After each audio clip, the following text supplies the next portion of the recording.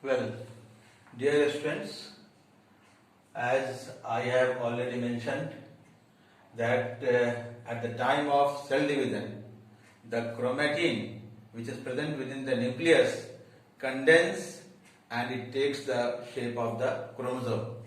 Here is the structure of the chromosome, in which the arms of the chromosome is called chromatids, and in center or there is a structure in chromosome that is called centromere, and on the basis of the position of centromere there are different types of chromosome, and these are the 4 different types of the chromosome. This one is the metacentric chromosome. In metacentric chromosome, the centromere is located in center and the 2 arms of the chromosome are equal in length. The another type is submetacentric. In submetacentric, the 2 arms is not equal and the centromere is not located at the center. One arm is comparatively larger in length, while another arm is comparatively shorter in length. The third type is acrocentric chromosome. In acrocentric chromosome, this centromere is located near one end of the chromosome and one arm is much shorter in length as compared to another arm which is much larger in length.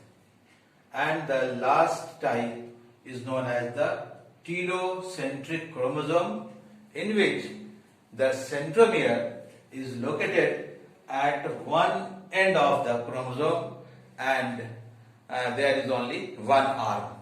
The arm is not divided. This centromere is also known as primary constriction of the chromosome. So far, this chromosome is concerned, it is made up of DNA, deoxyribonucleic acid, and covered by histone protein. The number of chromosome is fixed in a species. So, you may take the example of human beings.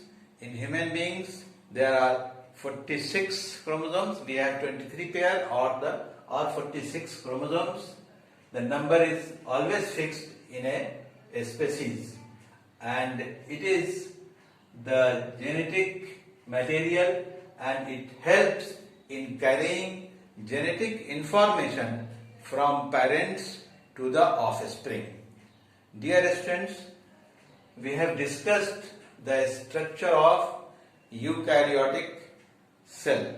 I have already given you the PDF or the class notes in which I have described the structure of cell, cell wall, other cellular structures, cell organelles, and here we have discussed the remaining part of the cell structure. We have completed the structure of eukaryotic cell. In my next video, I will give